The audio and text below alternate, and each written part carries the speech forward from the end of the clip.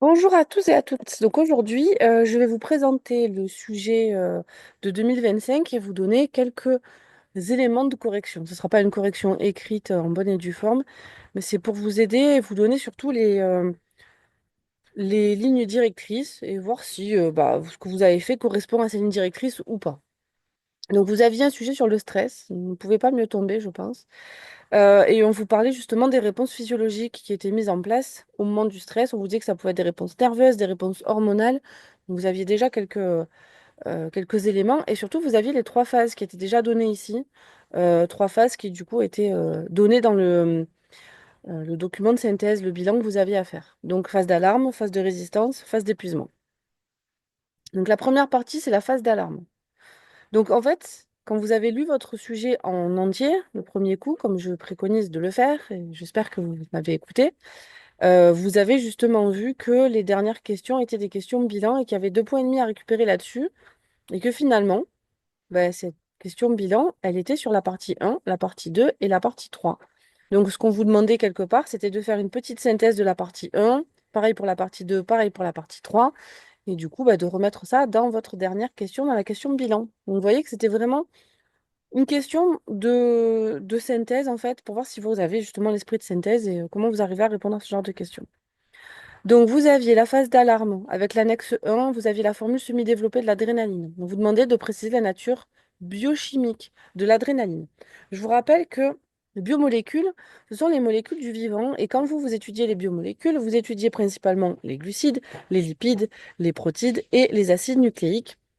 Donc, tout ce qui va aider à former ces acides nucléiques. Donc, ce qu'on vous demandait ici, quand on vous parle de nature biochimique, on ne vous demande pas la nature fonctionnelle, auquel cas vous auriez pu dire que c'était une hormone. Mais quand on vous demande la nature biochimique, ce qu'on attend que vous disiez ce que c'est comme type de biomolécule, justement. Et donc, pour l'adrénaline, on est sur une nature qui est protidique, du coup, puisqu'on a un dérivé d'acide amine.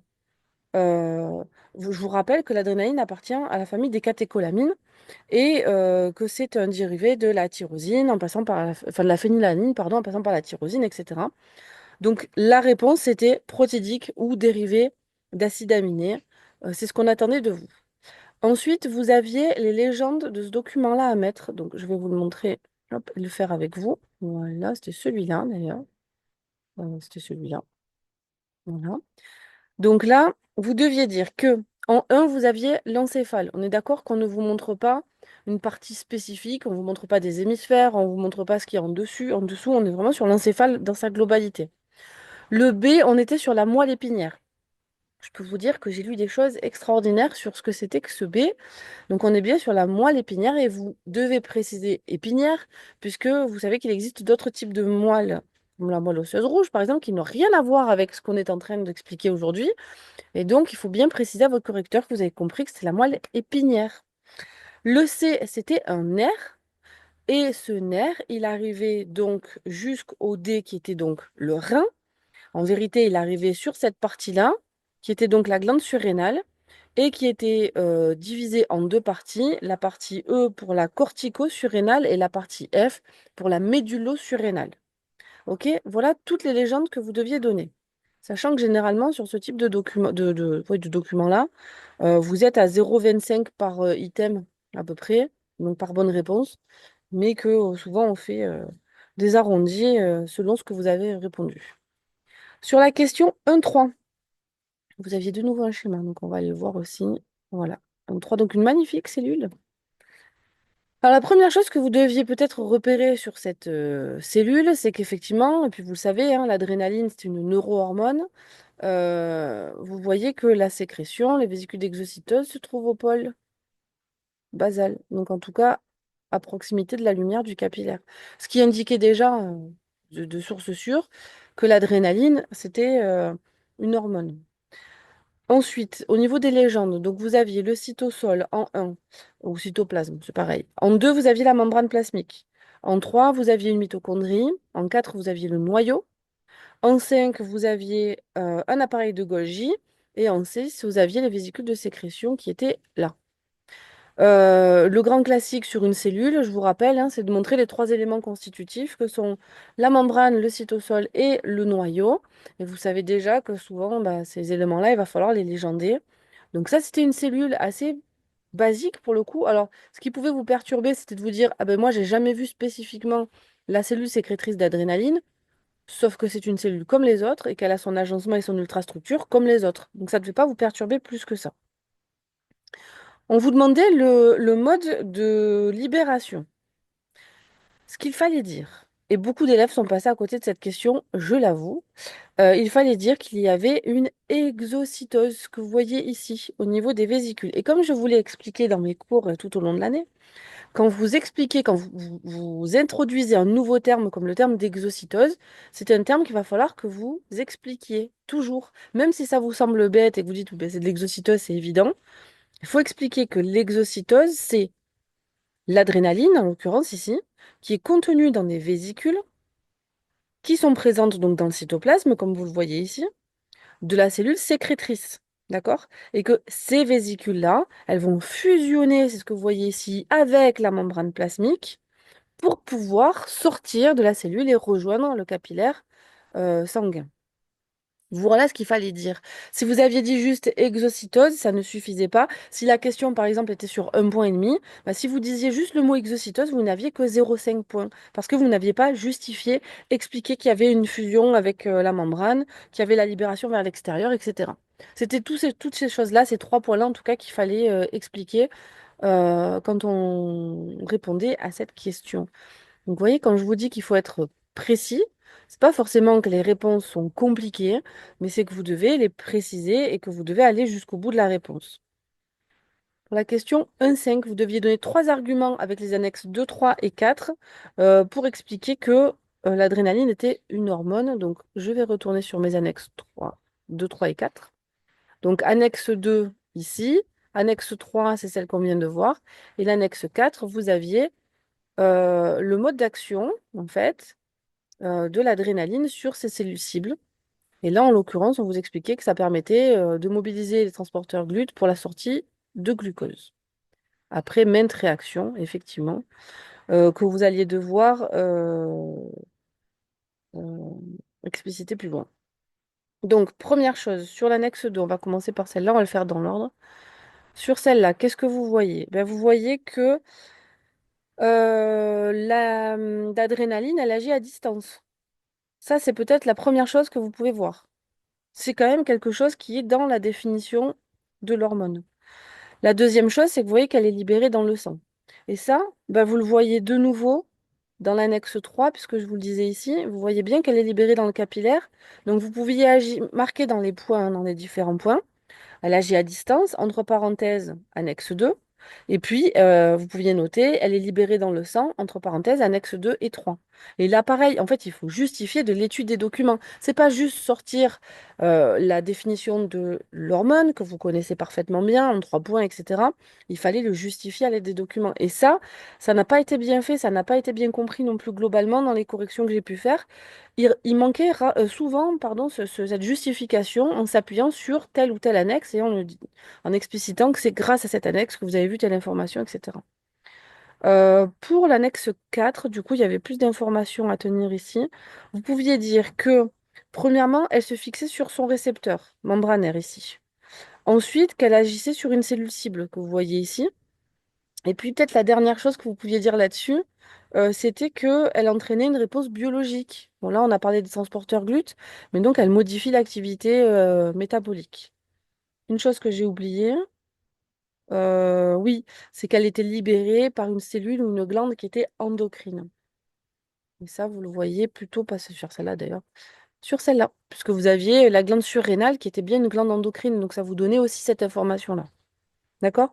Donc, si je récapitule les différents points, vous deviez dire qu'elle se fixe sur un récepteur, annexe 4, qu'elle agit sur une cellule cible et qu'elle entraîne une réponse biologique. Tout ça, c'était l'annexe 4. Ensuite, qu'elle agit à distance, qu'elle est libérée par une glande endocrine, annexe 2. Et puis, qu'elle est libérée dans le sang, annexe 2 et annexe 3 en même temps. Question 1,6.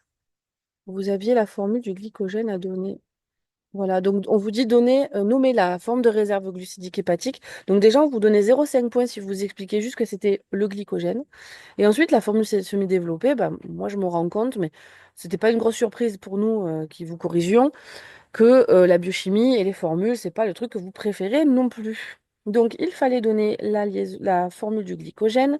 Je vous rappelle que le glycogène est un polymère de glucose qui sont liés par des liaisons alpha 1,4 sur les chaînes linéaires et par des liaisons alpha 1,6 au niveau des ramifications.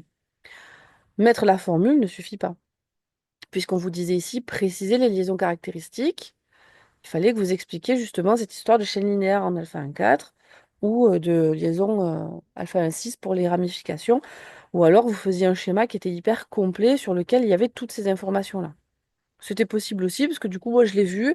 Il y avait parfois. Alors, il faut pas oublier de mettre le titre. Je vous embête un peu avec ça, mais donc, représentation, c'était quoi le titre qu'on vous demandait? La formule semi-développée. Donc, formule semi-développée du glycogène. Vous gardez ce qu'il y a dans le titre. Et ensuite, vous avez vu qu'on vous disait de se limiter à 5 unités de glucose. Et ça, c'est pareil. Moi, j'ai vu beaucoup de glycogène, alors, qui n'avaient soit que des chaînes linéaires, soit qui avaient 2 ou 3 unités de glucose, mais pas 5. Et ça, bah, ça fait des points en moins aussi. Et c'est quand même dommage parce que ça veut dire que vous n'avez pas lu l'énoncé avec zèle, ou alors que vous étiez trop stressé pour voilà, noter ces informations. Quand je suis en cours avec vous, je vous dis toujours le sujet, vous allez le souligner. Donc là, forme de réserve glucidique hépatique, fallait nommer, tac, donc ça je me mets glycogène. Formule semi-développée, ça j'en reparlerai tout à l'heure, hein, mais j'ai eu des formules brutes, ça ne fonctionne pas. 5 unités de glucose et liaison caractéristique. C'est ça que vous auriez dû souligner avec votre fluo quand vous étiez sur votre travail de lecture du sujet déjà, ou de relecture quand vous étiez sur la réponse. Donc faites attention. Il faut être alerte et bien faire attention aux consignes, vraiment. C'est ce qui va faire la différence entre les différentes copies, pour le coup. Nommer les voies métaboliques de l'annexe 4. Donc là, on va retourner sur notre annexe 4 pour que je vous la montre. Donc l'annexe 4, elle est là. Voilà. Donc vous deviez en fait légender ce schéma, tout simplement. Donc vous aviez déjà la voie métabolique, on était on partait de la réserve glucidique hépatique et on arrivait sur du glucose. Donc vous étiez sur de la glycogénolyse déjà. Ensuite, votre première molécule c'était le glycogène, qui était un glycogène à N résidus, puisque vous arriviez ensuite en 2 à un glycogène qui était à N-1 résidu, puisque vous aviez perdu le glucose d'un phosphate ici. En 3, vous aviez du glucose 6-phosphate. Et en 4, vous aviez du glucose. Et comme on était dans le foie, ce glucose, on pouvait l'exporter dans le sang, chose qui n'aurait pas été possible dans le muscle, puisque vous auriez fait rentrer le glucose 6-phosphate dans la glycolyse directement.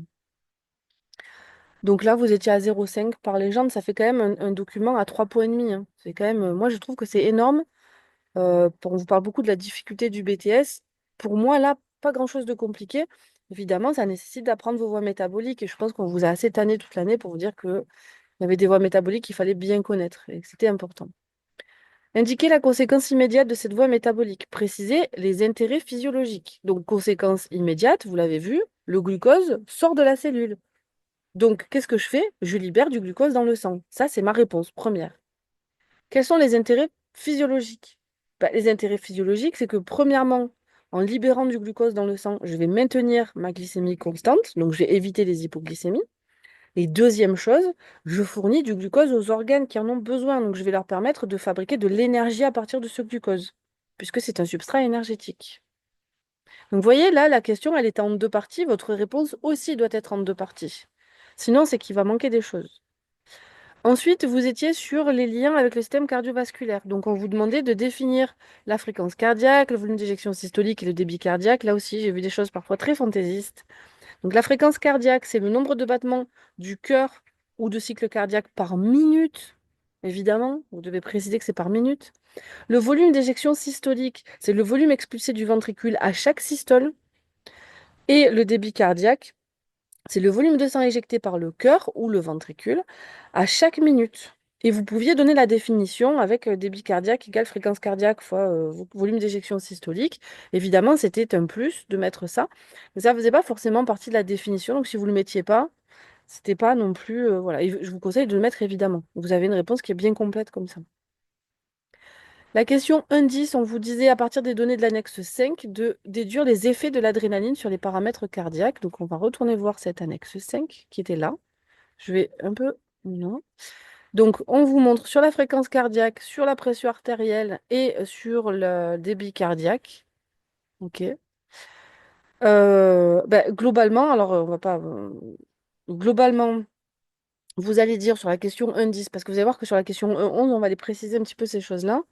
Sur la question 1.10, vous allez juste me dire que l'adrénaline, elle, augmente la fréquence cardiaque, elle augmente la pression artérielle systolique et elle augmente le débit cardiaque.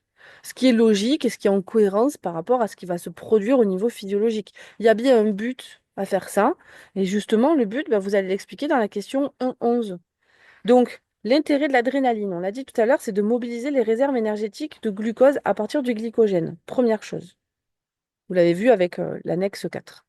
Deuxième chose, ça va accélérer, ça va favoriser la distribution de ce glucose aux cellules, dont les cellules glucodépendantes qui ne peuvent pas faire sans, pour le coup, en augmentant la circulation du sang aux organes par l'augmentation de la fréquence cardiaque, de la pression artérielle et du débit cardiaque. Donc là, il fallait avoir cette notion de déstockage du glucose qui était importante, de libération de glucose pour la synthèse d'énergie, et puis le lien avec le système cardiovasculaire en disant que si tout ça, tous ces paramètres cardiovasculaires augmentés, c'était pour justement favoriser euh, l'apport, je peux dire la livraison de glucose aux organes qui en ont besoin. Donc ça, c'est une question qui n'était pas spécialement réussie non plus, c'est la question 1.11. Parce que soit vous me parliez du glucose, et c'était souvent ce qui se passait d'ailleurs, j'avais rarement le lien avec le système cardiovasculaire. Or, on est d'accord que si on ne fait que libérer du glucose dans le sang, alors c'est intéressant, mais si on ne l'amène pas plus vite aux organes, c'est beaucoup moins intéressant, de fait. Et c'est dommage, du coup, de pas d'être un peu passé à côté de ça parfois. La question 2, on était sur la phase de résistance. Donc là, dans votre tête, vous dites, ah oui, il y a une première phase. Je suis sur ma phase d'alarme, c'est-à-dire d'alerte, c'est un peu pareil. Et la 2, je suis sur ma phase de résistance. Donc déjà, j'ai déjà ça qui se profile dans ma tête. Vous aviez la formule semi-développée du cortisol, qui n'est pas une formule que vous devez connaître.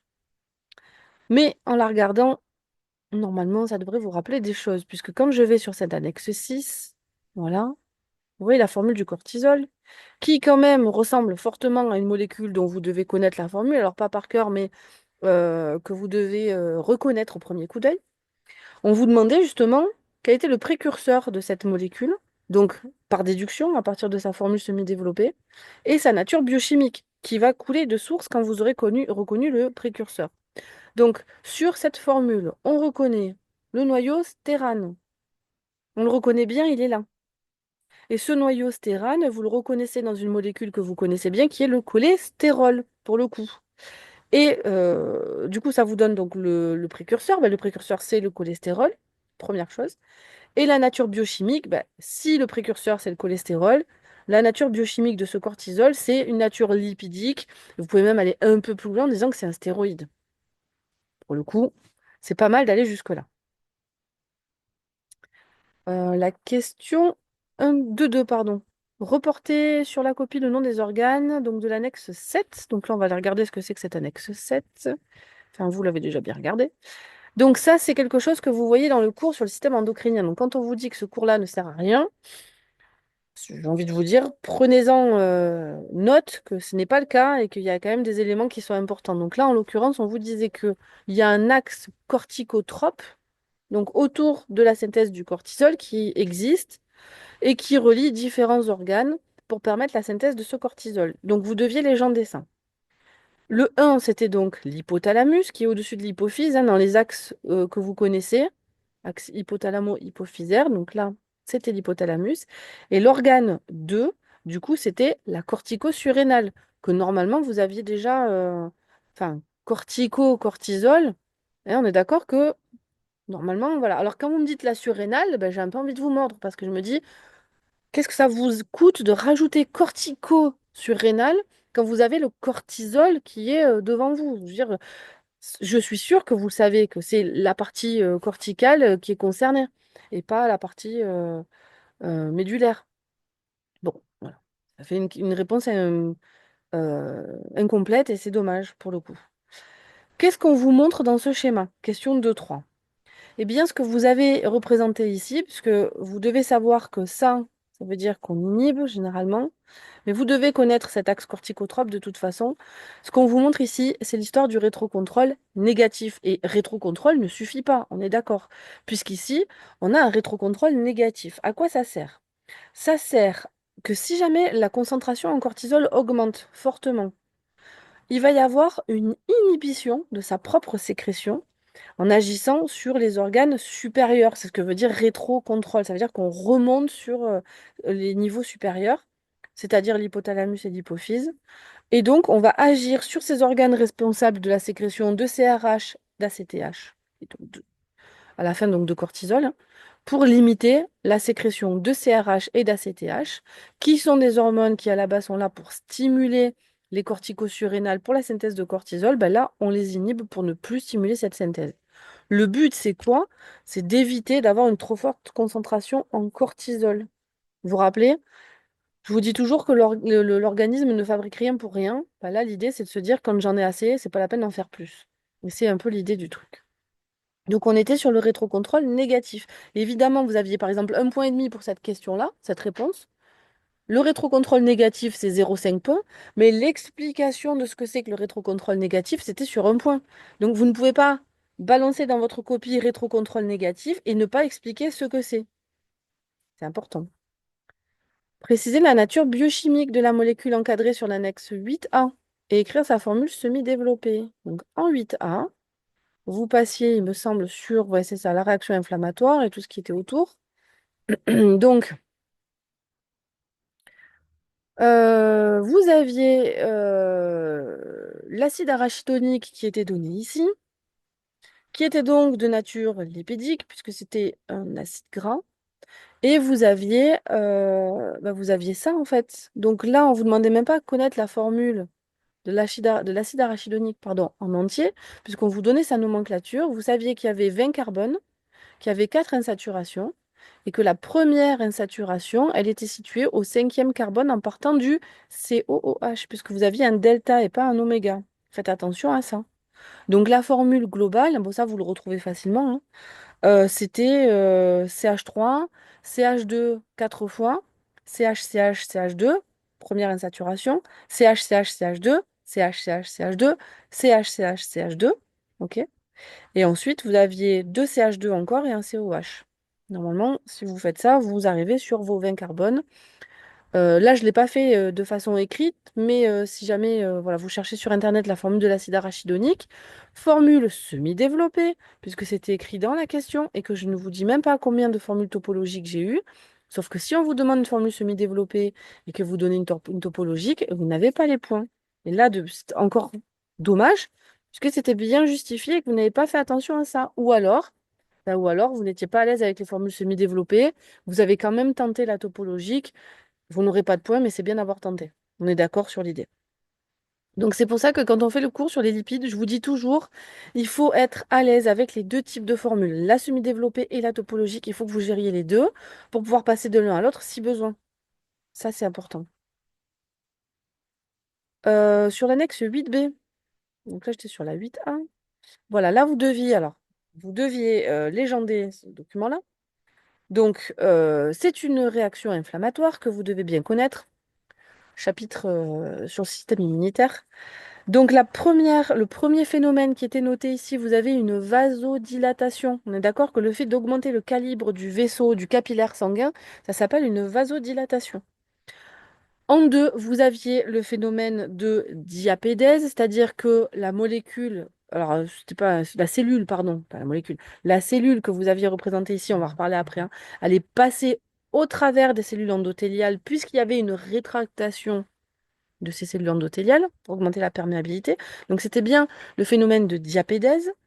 En 3, on vous montrait que la cellule, elle était attirée sur le lieu, donc on était sur du chimiotactisme. Et en 4, on était sur la phagocytose, puisqu'on a fini, on est en train de manger la bactérie grâce à cette cellule qui a migré et qui est passée du capillaire au tissu.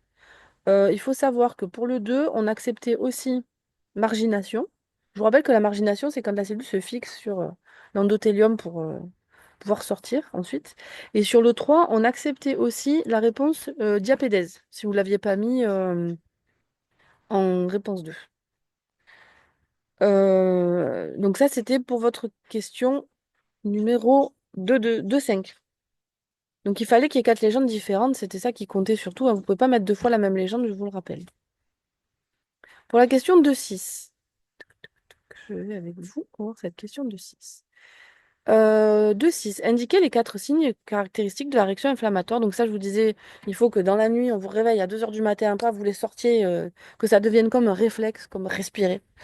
Et vous deviez donner l'origine de ces signes. Vous voyez, moi, dans les exercices que je vous donne en cours, souvent, je vous dis, oui, vous devez les connaître, mais vous devez savoir les justifier. Et en fait, bah, c'est exactement ce qui était attendu de vous ici. Donc, les 4 signes, on commence par ça. On a rougeur, chaleur, douleur, gonflement ou œdème, si vous voulez. Ça, c'est les 4 signes, ok? Pourquoi est-ce qu'on a ça? Eh bien, la rougeur, elle est liée à la vasodilatation locale qu'on a ici. La chaleur, elle est due au fait que justement, on a une accumulation de sang. Je vous rappelle que le sang, c'est aussi un vecteur de température. La douleur, parce que justement, cette vasodilatation, elle va aller comprimer les afférences, enfin les nerfs qui sont en place. Donc, ça va activer le message de douleur. Et le gonflement, parce qu'en fait, on a un exudat. C'est-à-dire que les cellules vont, enfin les cellules et du plasma d'ailleurs, vont traverser ici au niveau des cellules endothéliales et vont rejoindre le tissu. Donc, il y a une accumulation de liquide dans le tissu. C'est ça qui va être à l'origine de l'œdème ou du gonflement. Ok? Donc il fallait bien que ce terme d'exudat, il apparaisse quelque part, ou alors que vous l'expliquiez, hein, que vous expliquiez qu'il y a une sortie de liquide, une fuite de liquide à cet endroit-là, et que c'était ça qui entraînait le gonflement et aussi la compression nerveuse avec la douleur. La question 2.7, bah justement, vous demandez c'est quoi ces cellules qui passent en fait? Donc, quels sont les principaux leucocytes qui sont concernés par les phénomènes impliqués? Donc, la sortie, hein, la diapédèse, mais aussi la phagocytose. Eh bien, vous avez deux grands types de cellules. Vous avez les granulocytes qui peuvent faire ce genre de choses. Vous aviez beaucoup vu les neutrophiles notamment, mais aussi les monocytes qui, lorsqu'ils vont rentrer dans le tissu, se transforment en macrophages. Donc, c'était vos deux grandes familles dont il fallait parler ici. La question 2.8, on vous demandait, avec ces documents qu'on vient de voir, de caractériser, d'expliquer le caractère anti-inflammatoire du cortisol. Eh bien, vous avez vu au départ ici, sur ce document-là, je reviens, celui-là, voilà, que le cortisol empêchait, inhibait euh, la synthèse de ces prostaglandines, thromboxanes et des leucotriènes. Donc ça veut dire que concrètement, le cortisol, il va être responsable de deux choses. Premièrement, il inhibe la vasodilatation locale, donc il y aura moins de flux sanguin et donc il y aura moins d'exudation plasmatique, ce qui causait la rougeur et le gonflement. Et il va aussi inhiber le chimiotactisme, vous pouvez le replacer ici, ce qui va limiter du coup l'arrivée des leucocytes au niveau de l'inflammation, de la zone inflammatoire. C'est ce qu'il fallait dire. Donc, vous voyez qu'en fait, il fallait s'appuyer donc, bon, sur ce document un peu, mais surtout sur celui-là, en disant, bah, si moi j'inhibe la synthèse de ces molécules-là, bah, je vais limiter ces phénomènes-là. C'est ce qu'on attendait de vous ici. On passe à la partie 3. Donc partie 3, mais partie 3 du stress aussi et de votre bilan aussi. La phase d'épuisement.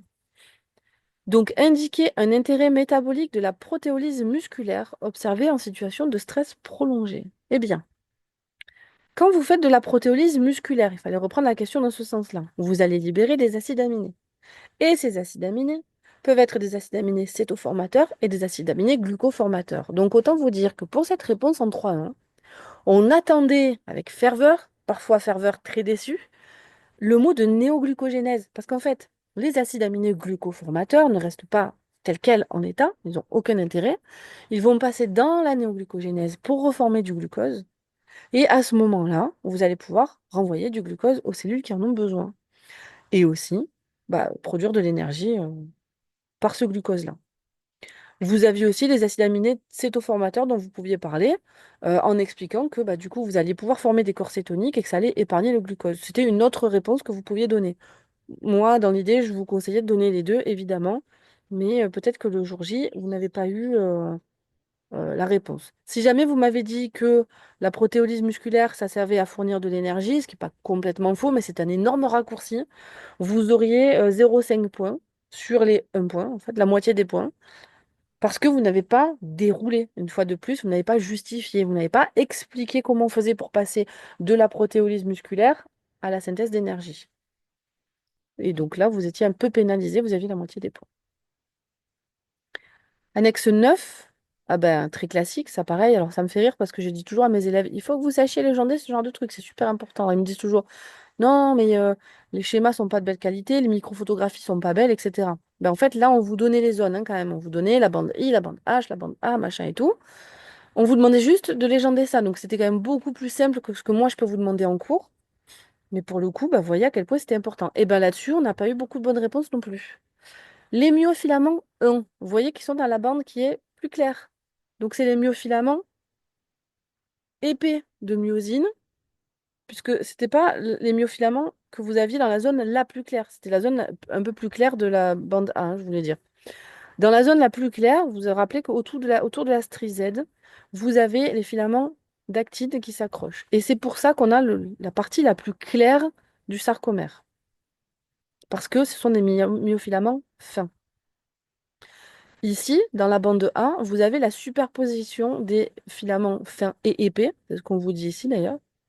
Et ici, vous avez votre bande euh, H avec la ligne M au milieu. Alors, elle n'était pas donnée ici. Excusez-moi. Elle n'était pas donnée ici, ça vous aurait donné sûrement un trop gros indice, mais le M, je vous avais expliqué, moi, que c'était M comme myosine, c'était le site d'attache des myofilaments de myosine. Donc, le myofilament 1, c'était le myofilament épais, c'est la myosine. Le myofilament 2, c'était le myofilament fin, c'était le myofilament d'actine. Et du coup, la structure qui était donnée en 3, c'était le sarcomère. Vous vous rappelez que le sarcomère, il est délimité par deux strisèdes. Ensuite, on vous demandait d'expliquer. Alors, attendez, je retourne à la question pour vous donner le libellé exact, parce que je vais vous faire un truc qui est pas. Hein. Donc, ça, on l'a fait. Expliquer comment se comportent les myofilaments 1 et 2 au cours de la contraction musculaire et donner la conséquence sur la structure 3. Donc, en gros, là, ce qu'on vous demande ici, c'est qu'est-ce qui se passe entre l'actine et la myosine qui va impacter le sarcomère, si je traduis en enlevant 1, 2 et 3. Eh bien, vous deviez expliquer que les myofilaments d'actine et de myosine allaient glisser. Donc, si vous voulez être plus précis, vous pouvez aller jusqu'à dire que la tête d'actine, de myosine, pardon, se fixe sur le filament d'actine, elle va basculer, donc elle va faire glisser le filament d'actine vers le centre du sarcomère, ce qui va avoir pour effet de raccourcir le sarcomère. Les mots-clés ici, c'était glissement et raccourcissement, je pense. Hein. Clairement, c'est ce qu'on attendait de vous. C'est une question à 1 point, donc on n'attendait pas des pages et des pages là-dessus non plus. Euh, Question 3-4, vous deviez reporter les légendes donc de l'annexe 10. Je sais que mes élèves m'ont béni de leur avoir fait l'ammoniogénèse pas longtemps avant. Vous aviez, alors, en 1 ici, vous aviez la glutaminase. Ça, c'est un truc que je demande aussi. Dans les questions, je leur dis comment on fait la désamination de la glutamine. Hop, la glutaminase, elle est là. Tac. Donc le 1, c'était le glutamate, parce que du coup, vous passez de la glutamine au glutamate en faisant une désamination, je viens de vous le dire. Donc ici, vous aviez l'enzyme E qui était la glutaminase. L'idée, c'est que votre glutamine, je vous rappelle, hein, c'est une forme de transport des NH3, qui est une molécule toxique, mais en étant transportée sur la glutamine, c'est du non toxique. Donc la glutamine, c'est une forme de transport des NH3 dans le sang. Quand elle arrive dans la cellule, qui peut être donc ici une cellule rénale, mais qui pourrait être une cellule du foie aussi, elle va devoir libérer ce NH3, donc grâce à la glutaminase. Mais attention parce que le glutamate, l'acide glutamique, contient lui aussi du NH3. Donc il va pouvoir, glutamate déshydrogénase, libérer de nouveau du NH3. Ce NH3, il va rejoindre l'urine, il va être combiné à DH+, pour former donc du NH4+. Ici, vous aviez la fameuse équation dont je vous parle à longueur de temps, avec le CO2 et l'eau, hein, parce que le 2, c'était la molécule d'eau, qui va donner du H2CO3 et qui va donner ensuite des HCO3- et des H+. Et l'intérêt, enfin le double intérêt du coup de cette ammoniogénèse rénale, c'est d'une, on se débarrasse des H+, et on se débarrasse du NH3, donc en forme de l'ammonium. Et deuxième chose, on renvoie des HCO3- vers le sang, et donc on reforme ce qu'on appelle la marée alcaline, c'est ce que vous voyez ici. Donc l'intérêt, question de 3,5, c'est qu'on va pouvoir réguler l'équilibre acido-basique. Et ce que je vous disais, hein, non seulement on élimine l'H+, mais en plus on peut régénérer les HCO3- qui sont donc le système tampon du sang, enfin un des systèmes tampons du sang. Question 3,6 du coup, parce que je crois que la 3,5, je viens de la faire là. Hop. Alors la question 3,6, oui. On vous disait ici, hein, c'est quoi l'autre intérêt de la monogénèse? Ben, c'est réguler l'équilibre acido-basique. Donc il n'y a pas de question de 3,6. Il y a mon bilan. Donc, dans le bilan, vous pourriez faire un texte, un tableau, un schéma, une carte mentale. J'ai vu des trucs super. Franchement, j'ai même vu des schémas. Je me suis dit, tiens, mais en fait, je devrais mettre ça dans mon cours. Ça sera encore plus clair que ce que j'ai déjà. Franchement, c'était le top du top. Donc là, je vais vous le faire oralement. Mais clairement, alors attendez, je vais essayer d'arrêter mon partage, ouais, et de vous montrer ça, par exemple. Voilà. Alors, j'avais celui-là. J'ai celui-là aussi. Je vais vous mettre ça en grand peut-être.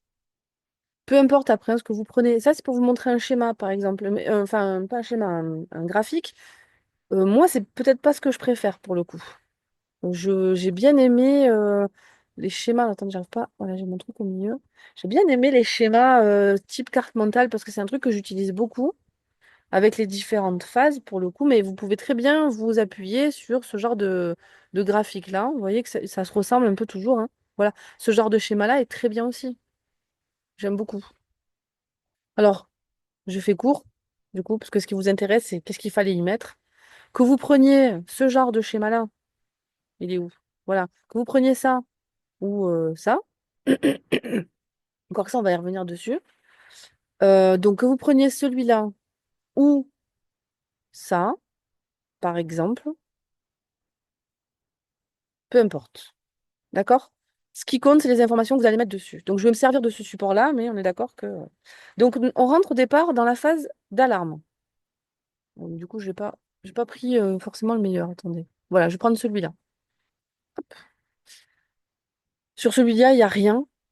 Je veux dire, il n'y a pas d'information, hein. Donc, si vous mettiez ça, ça ne suffit pas, évidemment. Donc, vous devez rajouter du texte à côté ou des informations dessus.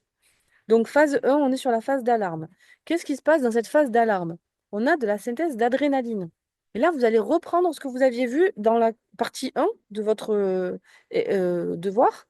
On avait expliqué que l'adrénaline, elle servait à, une, mobiliser les réserves glucidiques et deux, accélérer le système cardiovasculaire pour plus facilement apporter le glucose aux différents organes. Donc ça, ce serait noté sur votre phase 1. Donc le mot-clé, c'est adrénaline. Et en dessous, vous mettriez libération, enfin mobilisation des réserves glucidiques, par exemple, et accélération des paramètres cardiovasculaires pour apporter ce glucose aux différents organes. Phase 2, vous êtes sur la phase de résistance, ce que vous voyez ici. Phase de résistance, du coup, vous aviez le cortisol cette fois-ci qui était le maître du jeu. Et ce cortisol, il avait un effet anti-inflammatoire. Donc là, vous pouviez réexpliquer un petit peu hein, le fait que ça inhibait la vasodilatation, que ça inhibait le chimiotactisme. Vous pouviez un peu l'étoffer. Hein. Mais cette phase-là, elle est principalement sous le règne du cortisol, alors qu'au début, c'était plutôt l'adrénaline. Et phase 3, vous passez en phase d'épuisement. Donc là, vous aviez la protéolyse musculaire, avec une fonte musculaire qui allait se mettre en place.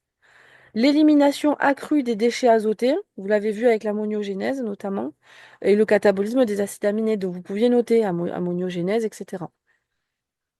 Donc vous voyez, bon, par exemple, je pourrais mettre adrénaline, cortisol, peut-être que vous allez avoir quelque chose de plus, de plus fourni. Mais les mots-clés, je vous les ai tous donnés en tout cas. C'est ça qu'on attendait de vous. C'est que vous alliez jusque-là, voilà, dans les explications. Vous pouviez même parler, voilà, là ici, pardon, de la rétroinhibition, du rétrocontrôle positif, négatif, pardon. Enfin, vous pouviez aller beaucoup plus loin, vous pouviez faire vraiment un schéma hyper fourni. Alors, il faut savoir que c'était quand même sur 2,5 points cette partie-là. Donc, je trouve que ça valait le coup d'aller sur quelque chose de très fourni. Et en fait, ce bilan ne vous demandait aucune information propre. C'était vraiment, et comme son nom l'indiquait, on parlait de bilan, c'était vraiment la synthèse de tout ce que vous aviez vu dans les parties 1, les parties 2 et les parties 3, qui correspondaient à vos parties 1, 2 et 3 au niveau de votre sujet. Voilà, j'espère que ça vous a aidé, que ça vous a donné des pistes, et aussi, bah, pour ceux qui n'ont pas encore passé l'examen, que ça vous donnera aussi des pistes sur la façon dont il faut travailler et dont il faut aller en profondeur aussi sur les réponses et les justifications, toujours pareil. Donc j'espère qu'en ce sens-là, ça vous aura aidé à faire encore mieux pour les prochaines fois.